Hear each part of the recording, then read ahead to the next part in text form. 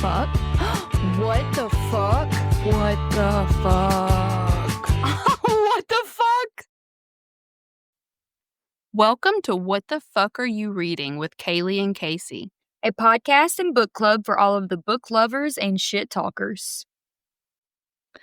Hey, fuckers. You did it wrong again. Hi. Fuck.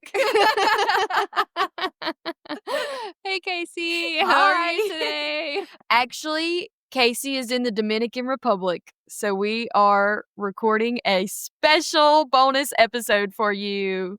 Yes, like, instead of getting into Two Twisted Crowns a little further this week, because we didn't have quite enough content, like, we decided to do just a little Q&A among us so that y'all could get to know us a little better, because we know we give y'all tidbits about, like, our families and our past and our sister relationship, but we thought it would be nice. Yeah, just something kind of fun.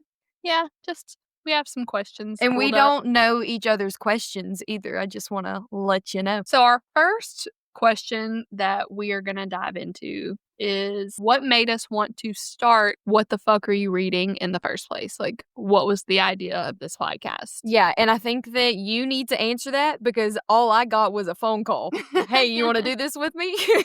Okay, so what started it for me? I've always been bookish, like probably the most bookish in the family. Oh, 100%. From an early child, I was an accelerated reader queen.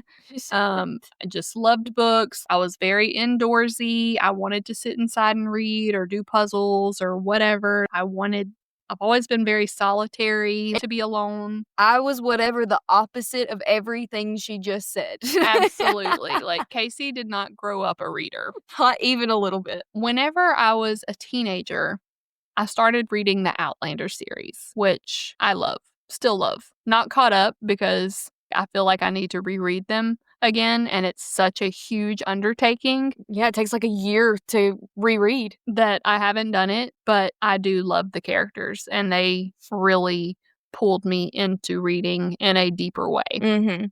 Well, and Mom was super into that series too, and I feel like that bonded y'all in y'all's reading. And our grandmother, Nana. Yep. And her sister. Her twin, were very into it, and like they had no problem recommending that book to me as a 16-year-old. We have always had freedom of reading. Oh, absolutely. And freedom of TV, freedom of music. Like, that is something, we grew up with a strict mom. Yeah. But what we consumed was not regulated. No, not at all. And I'm very thankful because I don't know. Well, hell yeah, you gonna make me stay in the house all weekend? You better let me watch Grey's Anatomy, bitch. So, whenever I was reading the Outlander series for the first time, my younger brother, he also liked to read. Maybe not as much as me, but he was a reader. But he felt like the Outlander series was too girly for him and was not interested in reading it. But he loved to hear the story. So I would go through it with him, basically chapter by chapter. Like our episodes. I would tell him exactly what was going on, and he was so into it. Like, he could not wait to hear, like... He's like, what else happened to Sassenach? Yes. No, did that really happen? He really put him in the dungeon? Like, that guy did that to him? If y'all know that first scene from that first book, not the first scene, but that scene from the first book. No, if you read the book, you know what she's talking about. Holy shit. That's where the idea came from, and I am a creative. You're a storyteller. Like, truly. I have always been a creative. I went into a non-creative field, unfortunately, because I am also have the need for structure. So I was not comfortable stepping out into trying to make it into like some kind of English field or whatever, because I knew that I had to have a job for my mental sanity, a guaranteed job, which I haven't had a problem with. I'm a nurse. I can get a job anywhere. Like, I could quit my job tomorrow and I could get a job the next day. That's just the way it is, at least in my area. Yeah. So that's what made me want to start. Like, I had memories of telling my brother those stories. And, you know, initially I talked to my brother about the podcast because my brother is very funny. He is so funny. Yes. And I thought that it would be good for me to tell him the stories that he hasn't read. That I didn't know I was will your not second read. choice, bitch. Hold on. He's I'm about to get mad. Let me also say that my brother is not the same person that he used to be. So it was not going to work. I knew it was not going to work with him. So I asked my sister because she is also a reader now and she is fucking funnier than my brother. Period, ho. And so I thought that it might be a good thing for us to get into together. And she agreed. And it was, And you've been making me make social media posts ever since. She's a fucking liar because I've been doing all the social media posts. That is very true. Let me not knock you. Me and ChatGPT. Don't judge me. I'm not able to come up with all that shit on my own. So that is where what the fuck. So what made you want to join in? I know I'm funny and I have things to say. No, I don't know. I just thought like, yeah, this would be cool because we've never really done anything together. So like to me, it was like, hell yeah, I feel like this could strengthen our relationship.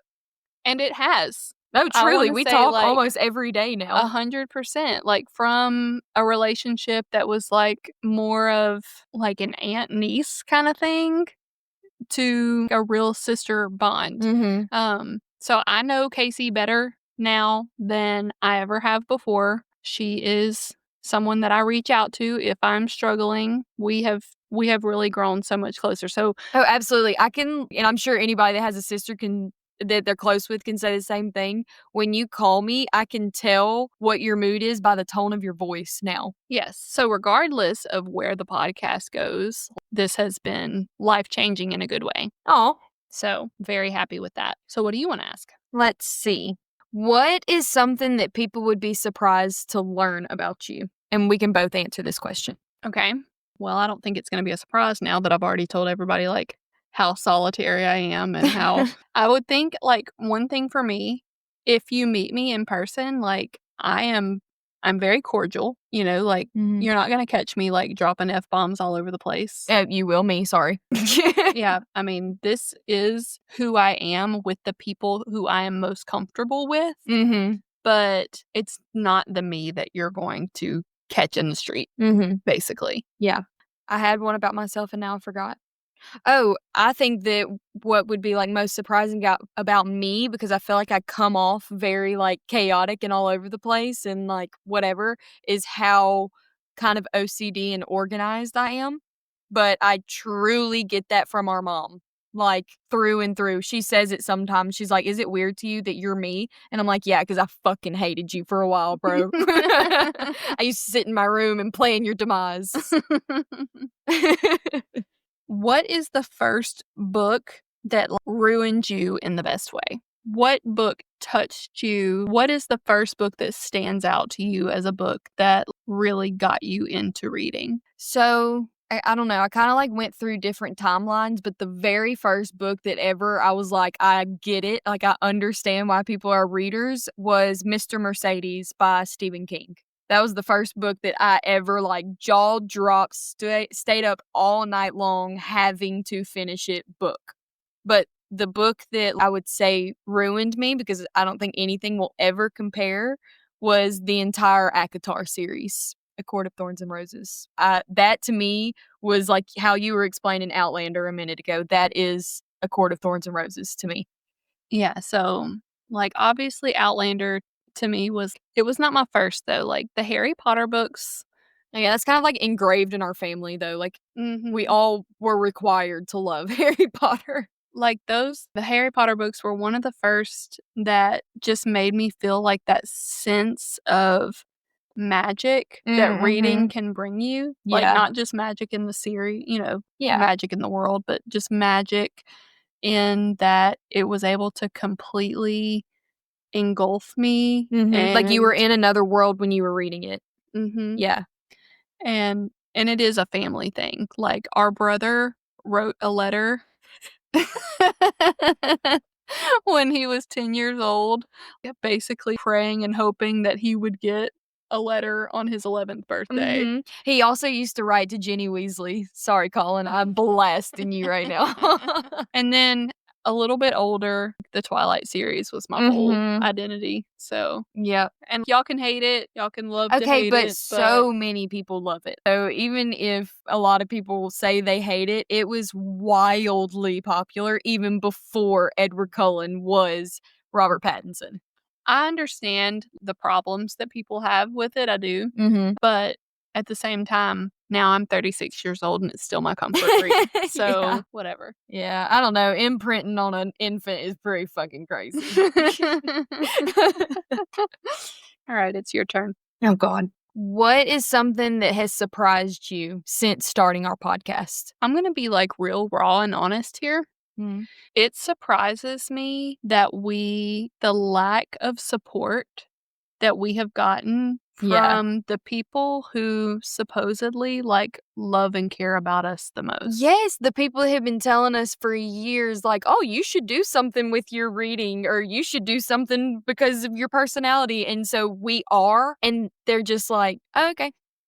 Yeah, like that has probably been, I mean, it's not that surprising to me because I think that people like to see other people fail. Which is so crazy, but yeah. But that's one thing that does bother me because we have gotten more support and love from people that we don't know who have discovered us. Complete strangers. Than people who like actually know us and our histories. And I had one friend that was like, oh, I don't read. I'm not listening to that. And I'm like, oh, okay. But it's me. But okay. Yeah. And I have friends who have been like wildly supportive. Oh, yeah. We're not knocking everybody. Just the ones that it is surprising. Yeah.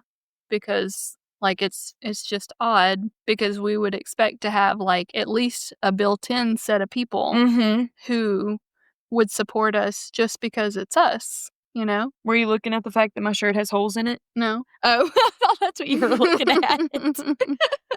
So that's it for me. Is that okay? I would say the same. Yeah, that probably wouldn't have been my answer had you not said that first. But now that you said that, yeah, that wins. So what are you insecure about with recording? Actually, I'll do it right now as I answer your question. I'll go to say something and then I'll forget what it was I was about to say and I'll pause like every time because I'm the one that edits our episodes. And so as I'm editing, I'm like, bitch, spit it out. Like, just say what you got to say. Damn. Well, I just did mine. I'm an ummer. Oh my God, the ums that I have removed from our episodes. But not just that. Like, I also have a speech impediment. So, like, I chew my words, basically, is what my dad always told me when I was a kid. Like, I chew my words. What does that even mean? It's just hard for me to get them out sometimes. Like, yeah, same. And then I start stuttering and so sometimes I'm wondering, like, if people can hear that, but it's just been part of my life, my whole life. So I was like already graduated high school when mom said something about you and said something like, well, yeah, Kaylee's lisp and like she's carrying on. I was like, huh? Kaylee has a lisp? Mom was like, well, yeah, she's always had it. And I'm like, there is no fucking way. You do. I had no idea because I don't hear it. It's like when my husband can't tell our grandma and our aunt apart because they're identical twins. I'm like, bro, that's Aunt Sheila right there. Yeah. My son can't tell them apart half the time, I don't That think. is so funny. Which we were around them as kids much more than we have been around them as adults. So they also looked much more alike when we were kids. They definitely, yeah. Yeah. So, okay, it's my turn, and yeah, I already forgot. Oh, what is a hidden talent of yours? Oh, Lord. I don't know. I think that my empathy, like, I think that I have the ability to calm people down in situations and be a peacemaker, like, among my friends and among coworkers and among, like, I do feel like that's a hidden talent of mine. It can be exhausting. Yeah. I do feel like I don't have any real, I can gleat. When I can too. You and Colin actually taught me how to glee. Please don't do it right now. I see you prepping for it. I won't do that on the mic. Do you have any hidden talent? I don't know. I used to could be able to sing very well, but I was also in like singing lessons and shit, and I cannot anymore. That is a talent that goes away.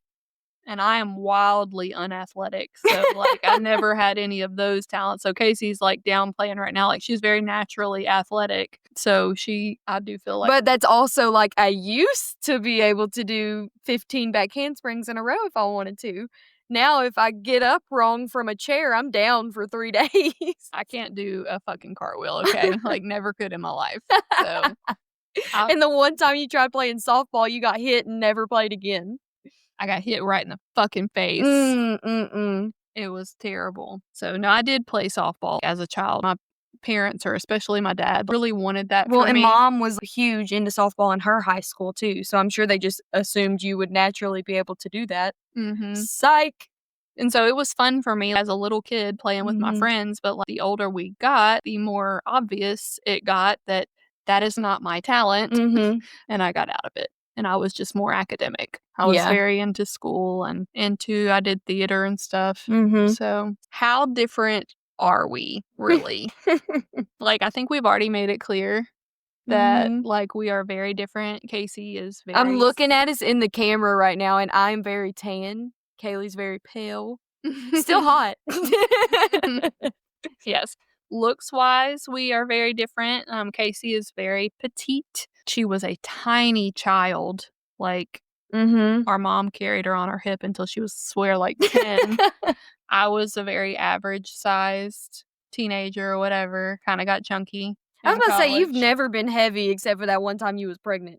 I got Big as fuck, dude. when I was pregnant. I was humongous. Okay, but then you had a 10-pound baby, so it was like, oh, okay, yeah. Yes, I did have a 10-pound baby, and I had that, hyperhidramnios. Oh, yeah, So I yeah. had that extra fluid as well, but, like, I was massive. And like she was saying, I've always been little. Like, I had multiple people in my life that when I got pregnant, they were like, haha, you're finally gonna get fat. Nope, literally basketball under my t-shirt. The rest of my body stayed exactly the same. Yeah. Oh, except my tits were on X Games mode. They were awesome. So what did we fight about growing up? I have more stories with Colin, our brother, about fighting. Dude, you liked to torture us, actually. Not, like, literally, because I doubt we'd be doing a podcast together if you ever actually tortured us. But she had a game literally called Tickle Torture.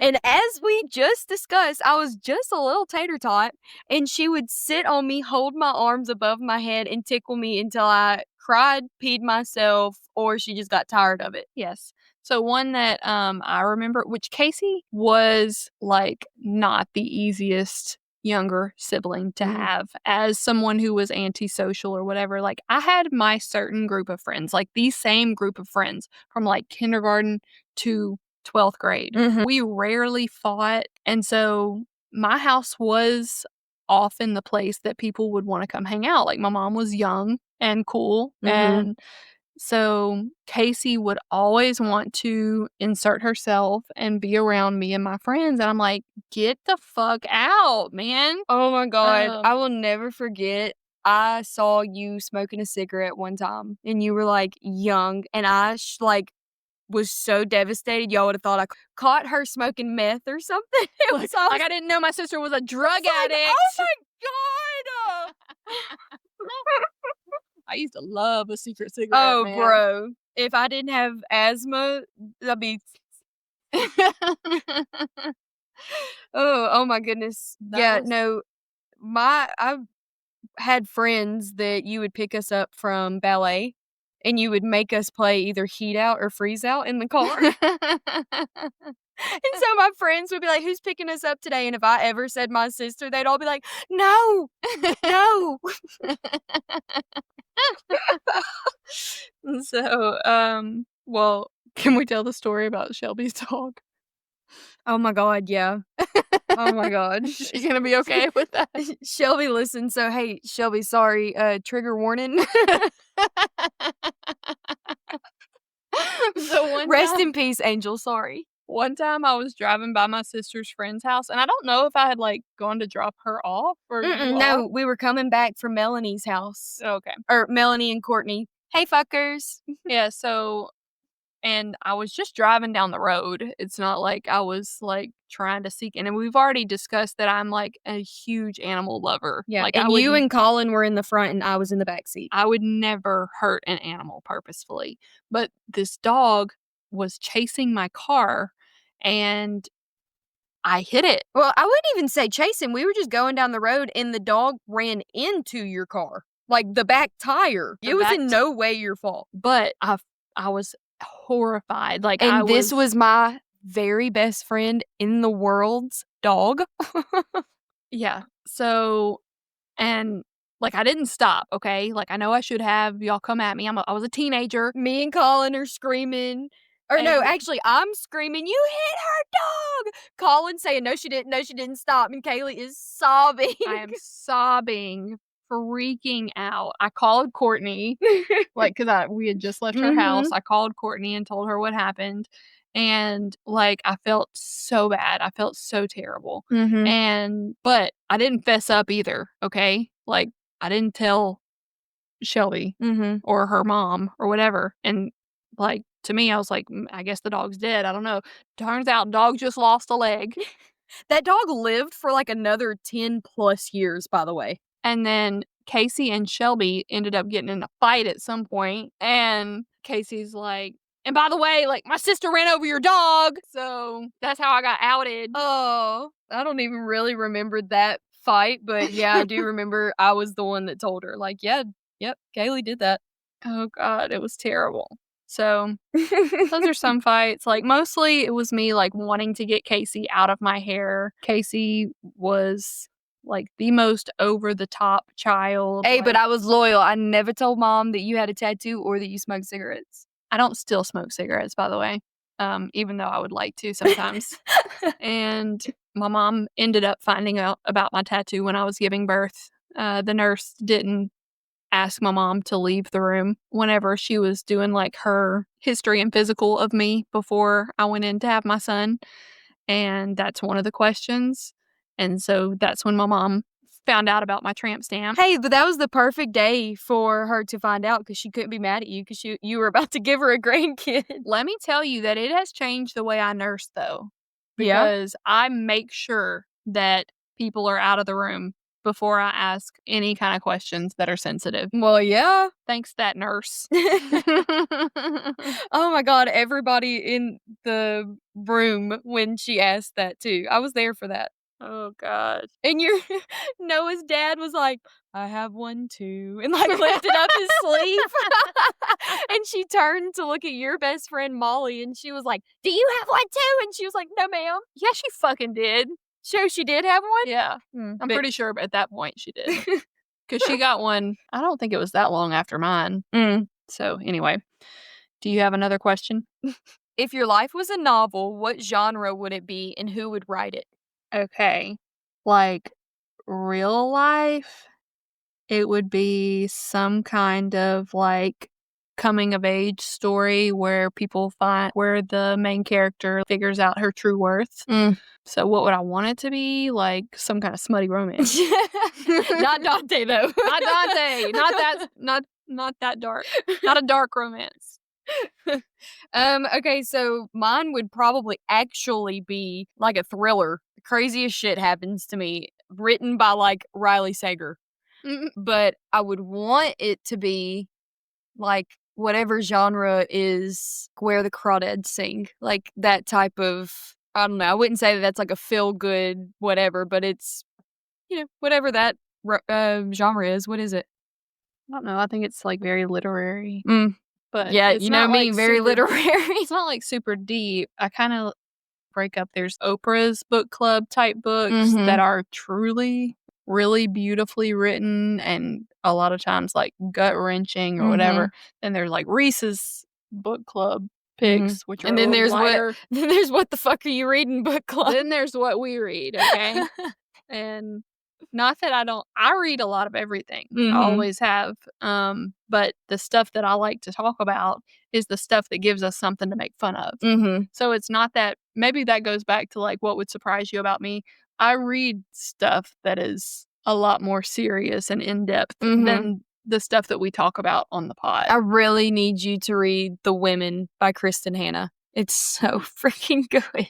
Yeah, I've heard multiple people tell me that now. What is your biggest fear about putting yourselves out there, like in a podcast? No I've fears? never really had a problem with what people think of me. So I cannot say the same. Mhm. Like, I would say that disappointing someone, making people think less of me, people Mhm. that I actually care for, like family or whatever. No, the only time let me say since high school, because like in junior high and high school, you obviously care what people think of you. So let's say beyond high school, the only thing that has like really bothered me on what people think of me is me as a mother. Like there's so much anxiety that comes with being a mother because nobody does it right, but everybody has a fucking opinion about everything. Mom guilt is very real. Yeah, that's like the first time that I can truly like know that I've been insecure about something. But with this podcast, like if y'all don't like it, don't fucking listen, whatever. And don't comment on my shit on Facebook. Oh, piss me off. Yeah, we got our first ugly comment. And it was from my husband's uncle. Rude. Like I've recently heard you say the N-word hard ER, so like maybe F off. Mm-hmm. Oh. So disgusting. So I've had more avoidance than like actual people being ugly. It's like more just people like pretending. Ignoring.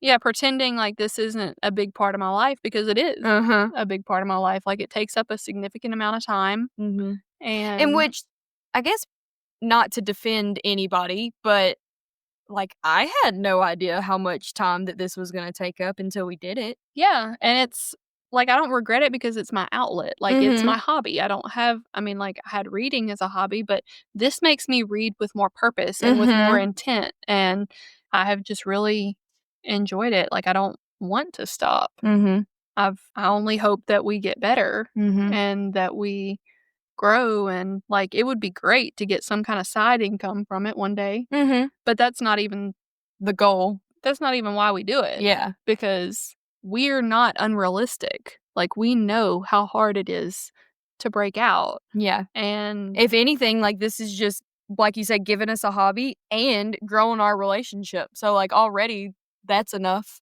mhm. Okay, so I have one, but I want to answer it at the same time, okay? Okay. Who was the favorite child? 1, 2, 3. Colin.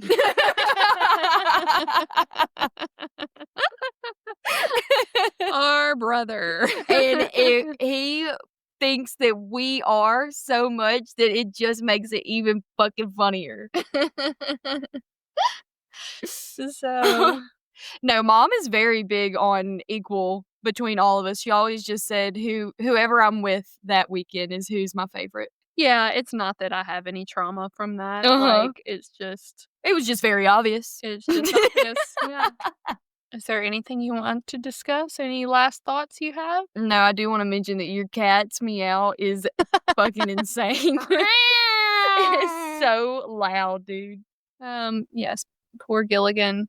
I'll just mention, since we've talked about our animal love, like Gilligan is my 17-year-old adopted cat that I got after his owner passed away last year. And he came with a fucking shit ton of problems. Yeah, no, He I didn't has- realize it's only been a year that you've had him. You have probably spent more money on his vet bills than my 10-year-old dog Griffin ever has. Yes, he has kidney disease, so he's on a special diet. He has issues with hairballs, so he's on a kitty laxative. He gets monthly arthritis injections. He pisses on things if he gets mad. So I spend a significant amount of time like shampooing shit and washing linens. Like he is still like my husband's soul cat. Like my husband never liked cats in his life. And I got Gilligan. Because they're both old men. And he fell in love. Yeah. I guess that's one like we can finish up on our husband. So now that we've talked about the love of our life pet, Gilligan, I won't talk about all my pets because they're all my loves, but Gilligan has a special place in my heart. So Casey is married to Bryce. Yes, Bryce owns his own business in Lafayette, Louisiana, and he is a window tinner. He's been doing it since he was 16, and he started it like in his mom's garage. And I mention all of that because like Bryce's work ethic is 100% his number one best quality. He wants to provide for obviously himself, but he has a wife and a daughter, poor guy, that he has to provide for too, and he is just like truly so inspirational to me to be a small business owner because I am opening up my own business soon, so that will be something that me and him get to like do together. With that being said, he is like the quietest person ever, truly the quietest, And the pickiest. Oh God, his picky food, which I've been asked to stop talking about, but like dude, it's corn, like get the fuck over it. But he's, like, so quiet and shy that this past weekend me and him have been together since 2018. This past weekend, my grandmother and my uncle, who we see they live on the same property as my mom. We see them all the time. They said after Bryce left earlier, "Hey, that's the most I've ever heard Bryce talk. He must have had a really good weekend." And I'm like, "Oh my god, y'all have known him for almost 10 years." Yes, and I am married to Burke, B-U-R-K, because everybody always wants to call him Bert. Bert. Thank God I would make fun of him all the time. He's a turnaround manager. That doesn't mean anything to anybody unless you work in that industry or whatever in the plants. But he has a very high stress job and he handles it very well and doesn't bring it home to his family, fortunately, because I am a very high stress individual just in my like running around the house. We've been together since 2019. He brought 2 teenagers with him. I just need to add that. Yes, he had 2 children when we married. I had 1, and we had a shit ton of animals. And it's a learning process, blending a family. But, like, we're trying to figure it out, and I do love him. Guess we can end on that note. Okay, so hope you liked getting to know us a little better, and we will resume 2 Twisted Crowns next week, and wish Casey a happy vacation. Whoop whoop! Like, be fucking careful. Don't be one of those bitches that get stolen. I already told Bryce I hope I get alcohol poisoning at least twice. Oh, Lord, help us. So, can't wait. And we will talk to y'all next week. Bye, fuckers. Okay, bye.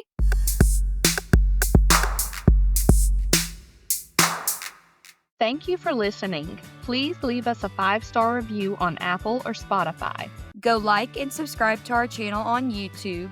Join our Facebook group and follow us on Instagram. The links to everything are available in the show notes. And 5 stars only. If you have anything less, please turn your phone off and mind your business.